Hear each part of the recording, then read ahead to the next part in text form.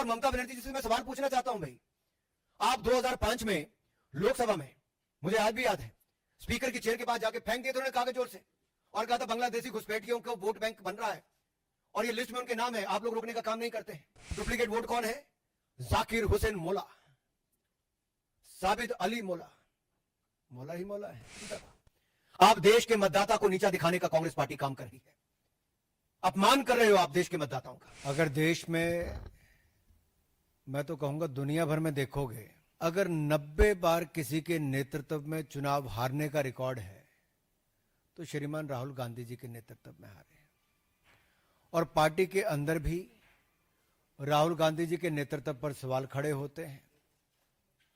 अब जब वो चुनाव हार जाते हैं तो ईवीएम पर प्रश्न चिन्ह खड़ा करते हैं, तो कभी वोटर्स पर ठीकरा फोड़ते हैं।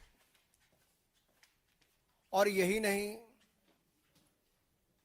आप अनेकों उदाहरण देखिए, जब कांग्रेस ने कहा EVM is rigged for BJP, EVM machine की हेराफेरी कांग्रेस कहती रही। फिर उन्होंने कहा ईवीएम बैन करो, बैलेट पेपर को वापस लाओ। फिर अगला चुनाव हारे कहा ईवीएम्स को रिमोटली हैक्ड किया जा सकता है। फिर कह दिया वीवीपैट 100% चेक सुनिश्चित करो। हर हार के बाद कांग्रेस ने नया बहाना ढूंढने का काम किया। आत्मचिंतन, आत्मनिरीक्षण कांग्रेस ने नहीं किया, लेकिन आरोप ईवीएम इलेक्शन कमीशन से लेके संवैधानिक संस्थाओं पे बार बार लगाते रहे। और अब बिहार चुनाव हारता देखकर कांग्रेस पहले ही विपक्षी दलों के साथ मिलकर झूठे आरोप लगाने में लगी है। कल कुछ कांग्रेस के लोग कह रहे थे राहुल गांधी जी और विपक्ष के नेताओं ने बवंडर खड़ा किया। अरे भाई, बवंडर नहीं, बलंडर है, और मैं बताने वाला हूं कैसे। जितने आरोप आज तक लगाए, मैं राहुल जी को यही कहूंगा, धूल चेहरे पर थी पर आप आईना साफ करते रहे। और एक एक करके इनको बताना जरूरी इसलिए भी है कि 1952 से अगर हम शुरुआत करें तो चोर चोर मुसेरे भाई मिलकर वोट की चोरी की दुकान चलाई। यानी कि कांग्रेस सीपीआई ने मिलकर संविधान निर्माता, एक संत जैसे नेता डॉक्टर भीमराव अंबेडकर जी को चुनाव हरवाया। और चुनावी भ्रष्टाचार की नींव कांग्रेस ने पहले चुनाव से 1952 में ही रख दी थी। डॉक्टर बाबा साहब अंबेडकर को हराने का काम किया, कांग्रेस सीपीआई ने मिलकर किया। और आप रिकॉर्ड चेक करिए, 74,333 वोट खारिज किए गए, जबकि डॉक्टर भीमराव अंबेडकर जी मात्र 14,561 वोट से हारे थे। कांग्रेस ने तो संविधान निर्माता एक दलित नेता को पहले चुनाव में निपटाने का काम कर दिया। और 21 अप्रैल 1952 को डॉक्टर अंबेडकर ने 18 पेज की याचिका दायर की। आप कल्पना कीजिए, जिन्होंने संविधान बनाया था, एक कांग्रेस और एक परिवार ने उसी संविधान निर्माता को चुनावों में धांधली करके हरा दिया। ये चुनावी भ्रष्टाचार का पहला उदाहरण। आगे बहुत सारे उदाहरण हैं। मैं चाहूंगा कि एक स्लाइड शो करके आपको, अगर इससे प्रेजेंटेशन देके अगर आप अनुमति देंगे तो मैं आपको बताना चाहूंगा।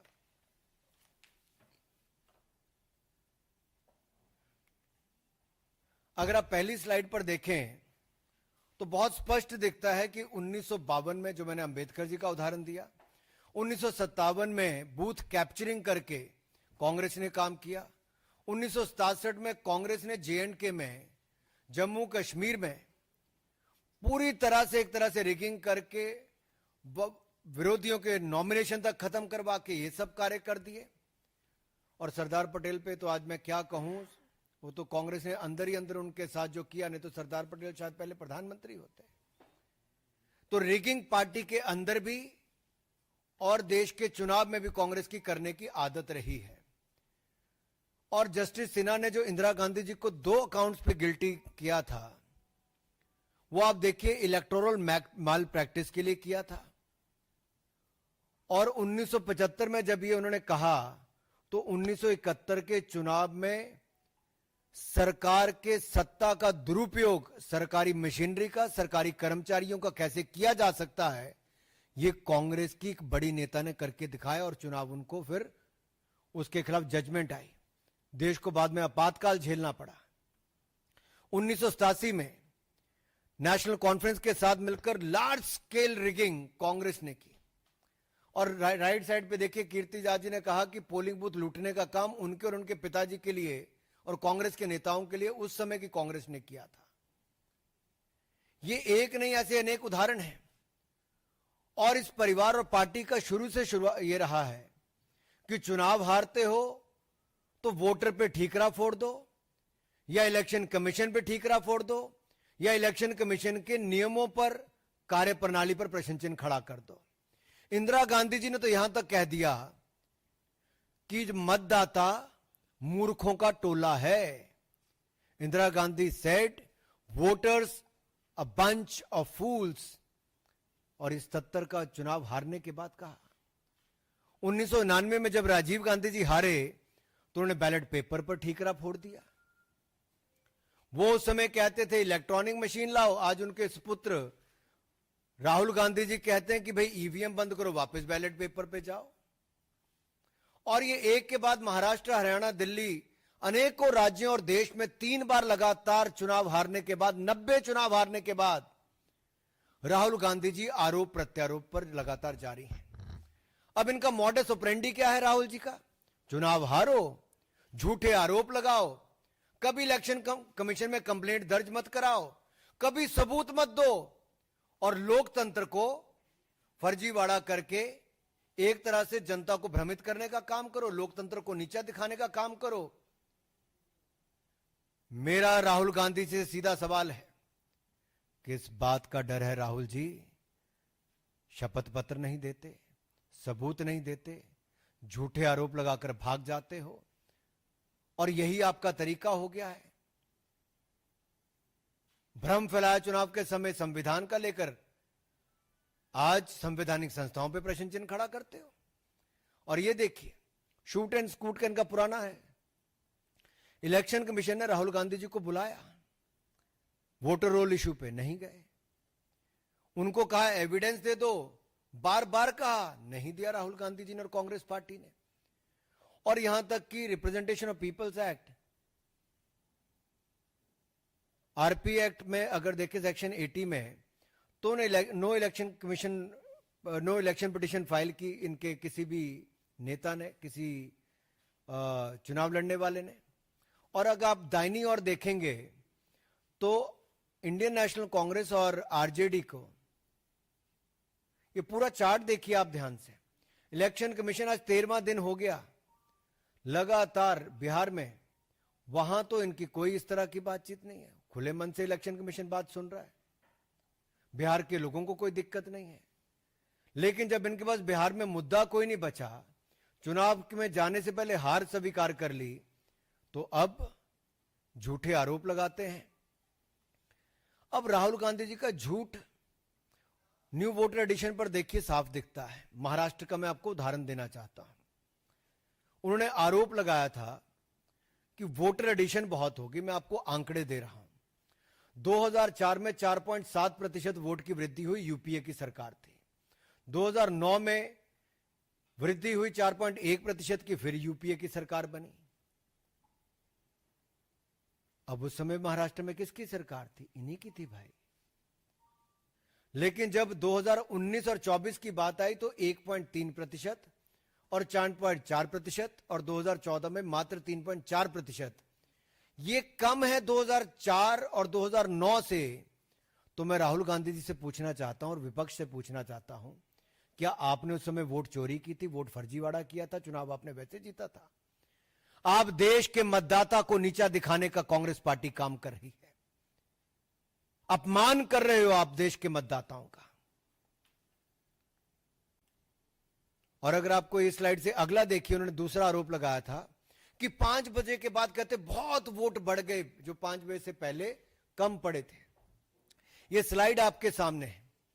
5 बजे से पहले 58 लाख वोट 1 घंटे में पड़े, प्रति घंटा 58 लाख वोट पड़े, और 5 बजे के बाद 32.5 लाख वोट प्रति घंटा पड़े। तो स्पष्ट है कि राहुल गांधी जी के आंकड़े भी झूठे हैं और वो भी झूठे हैं। झूठ बोलो और भाग जाओ, आरोप लगाओ भाग जाओ, सबूत मत दो, केवल आरोप लगाओ, भ्रम फैलाओ। और कांग्रेस पार्टी ने जो फॉर्म 17C है, उनके सभी एजेंट ने साइन किया, कोई डिस्प्यूट नहीं हुआ। अगर उनके पोलिंग एजेंट कोई आरोप नहीं लगाते तो आप क्यों कैसे कह सकते हो? कोई इलेक्शन पिटीशन आज तक फाइल नहीं की कांग्रेस के किसी नेता ने, तो आज इस तरह के झूठे आरोप क्यों लगते हैं? और कांग्रेस में आंतरिक लोकतंत्र खत्म हो चुका है।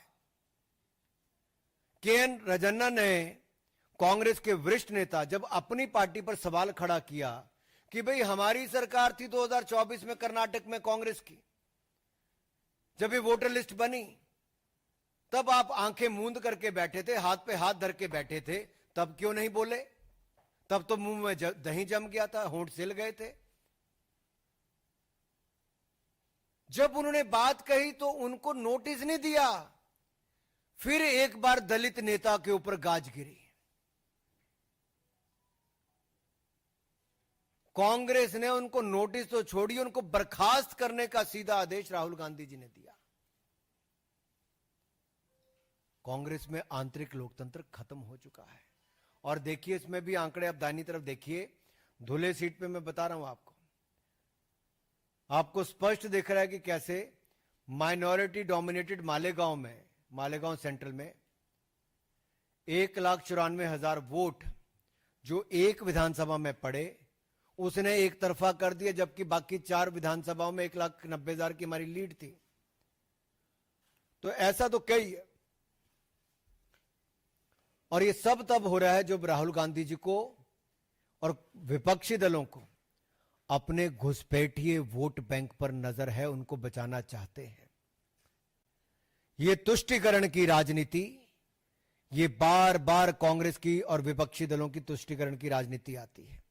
ये एक वर्ग को देखकर अपना वोट बैंक साधते हैं और उसके लिए किसी भी हद तक भय भ्रम फैलाने का काम करते हैं, झूठे आरोप लगाने का काम करते हैं, और एक घुसपैठ करने वाले को संरक्षण देने का लगातार काम पीढ़ी दर पीढ़ी और दशक दर दशक ये कांग्रेस ने करने का काम किया है। और जब SIR लाए कि ये जो फर्जी वोट अगर बनते हैं तो उसकी सफाई हो, सच्चे भारतीयों को, पक्के नागरिकों को वोट का अधिकार उनका ना छिने, लेकिन जो घुसपैठिए हैं, जो फर्जी वोट बना है, उनके वोट को खत्म किया जाए, तो उसका विरोध कांग्रेस पार्टी करती है।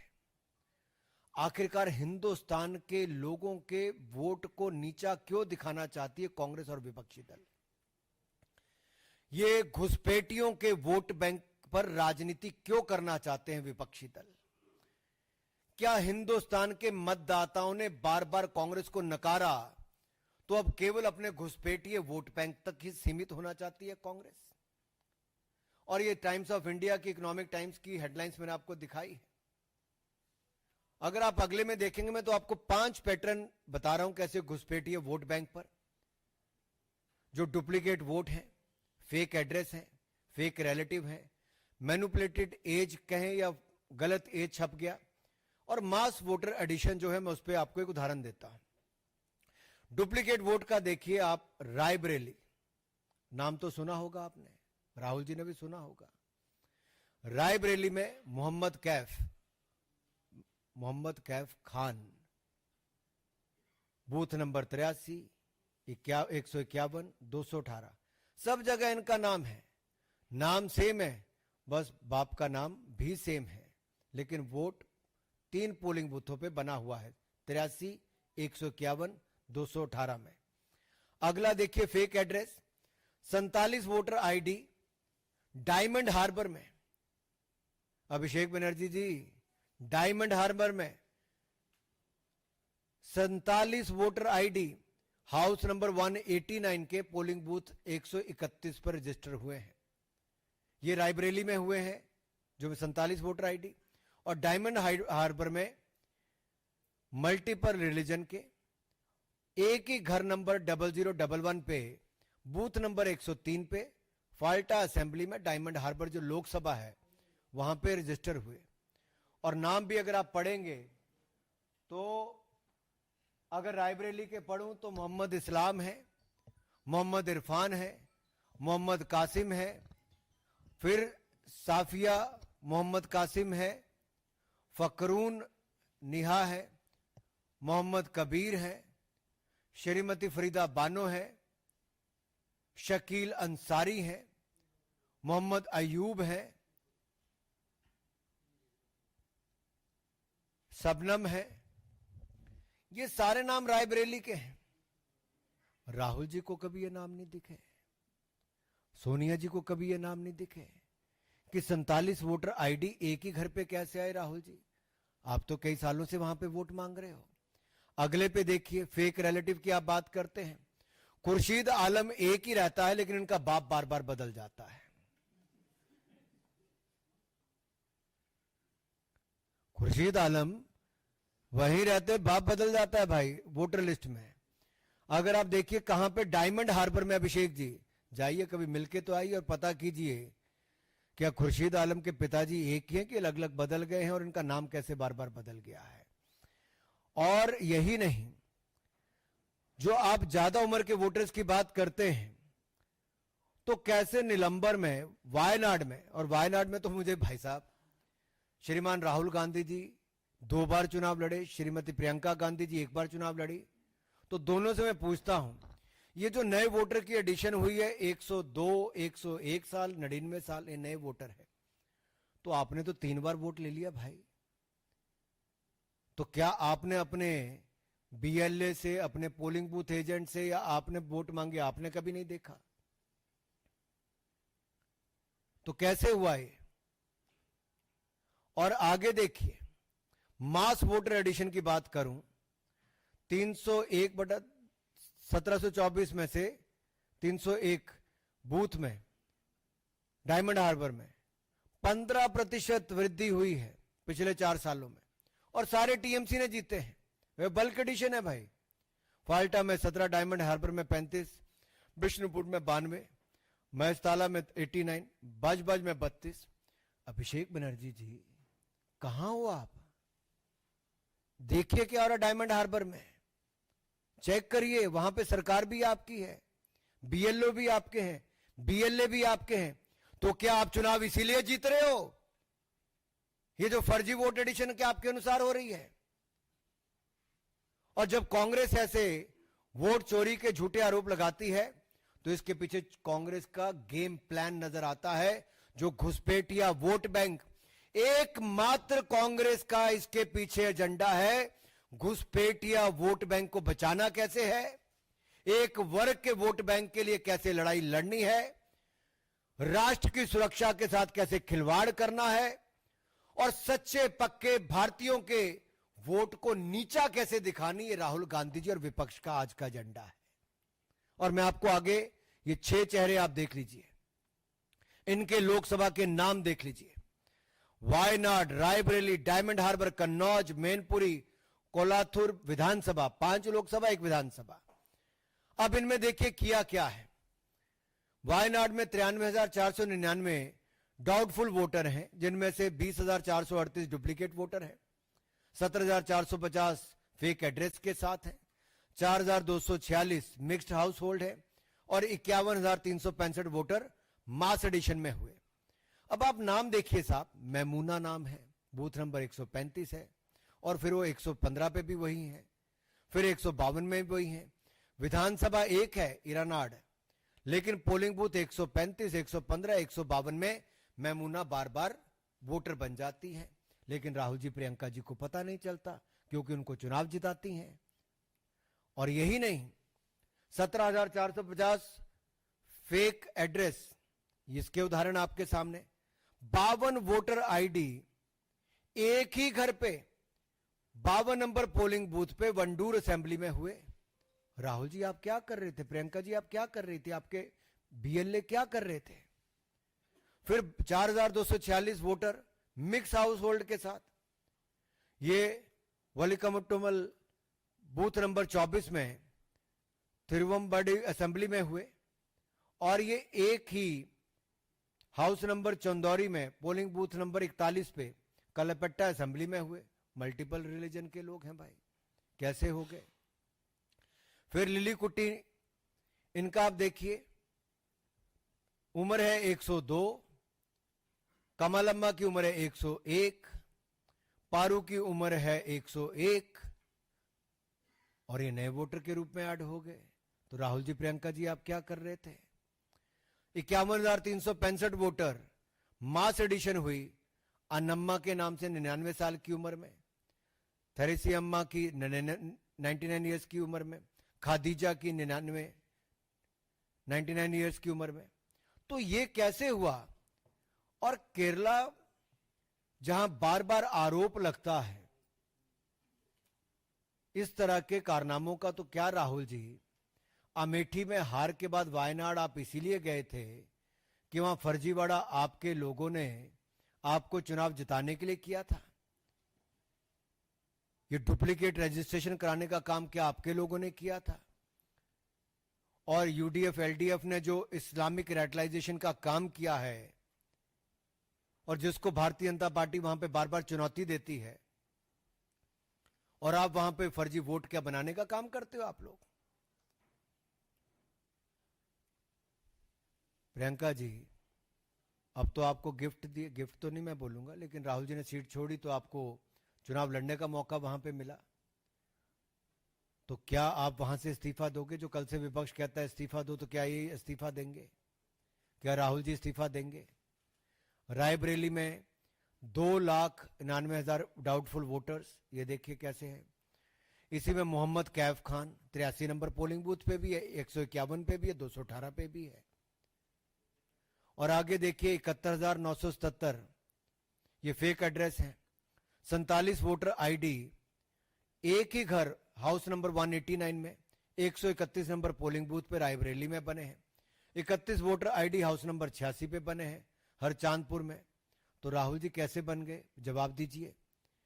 15,853 वोट अब ये बने हैं कहां पे, हाउस नंबर 7 में। फिर हाउस नंबर 4 में बने हैं, पोलिंग बूथ नंबर 292 232 में बने हैं। फिर अगला देखिए 92,747 नए वोटर्स की एडिशन हुई, मास एडिशन हुई। आप नाम सुनिए, आपको पता चल जाएगा क्या हुआ है। सैदून, नाम क्या है, सैदून 89 ईयर्स एज, अब्दुल हक 85 साल की उम्र, सद्दाम 91 साल की उम्र। तो सैदून, अब्दुल हक, सद्दाम 99, 85, 91 साल की उम्र में पहली बार के वोटर बताते हैं। मोहम्मद याकूब 92 साल, हसमतून 85 साल, ये नए वोटर आपके बन जाते हैं। अब इस तरह से फेक बर्थ सर्टिफिकेट आप लोग दिलाते हो, वोटर आप लोग बनवाते हो, फर्जीवाड़ा आप लोग करते हो। और जब इलेक्शन कमीशन इसकी सफाई की बात करता है कि ऐसी इंटेंसिव सफाई चलनी चाहिए, कार्रवाई होनी चाहिए, तो आप अपने घुसपैठी वोट बैंक को, एक स्पेशल वोट बैंक को बचाने के लिए आप रिफॉर्म्स को रोकने का काम करते हो। और ममता बनर्जी जी से मैं सवाल पूछना चाहता हूं भाई, आप 2005 में लोकसभा में, मुझे आज भी याद है, स्पीकर की चेयर के पास जाके फेंक दिए थे उन्होंने कागज जोर से, और कहा था बांग्लादेशी घुसपैठियों को वोट बैंक बन रहा है और ये लिस्ट में उनके नाम है, आप लोग रोकने का काम नहीं करते हैं। तो ममता बनर्जी जी, आज अगर सफाई होने का काम होता है तो फर्जी घुसपैठिए जो वोट बैंक है उसकी सफाई अभियान पे आप रोक क्यों लगवाना चाहते हो। क्या तब आप दिखावा करते थे और आज घुसपैठिए वोट बैंक को बचाने के लिए ममता बनर्जी जी घड़ियाली आंसू बहा रही हैं। क्या राहुल गांधी जी वोट चोरी के आरोप में अपनी इस्तीफा देंगे। डायमंड हार्बर पे आ जाते हैं साहब, छोटा मोटा वोट नहीं, 2,59,779 वोट, और ये सारे आंकड़े देखिए सामने। अब डुप्लीकेट वोट कौन है, जाकिर हुसैन मोला, साबिद अली मोला, मोला ही मोला है।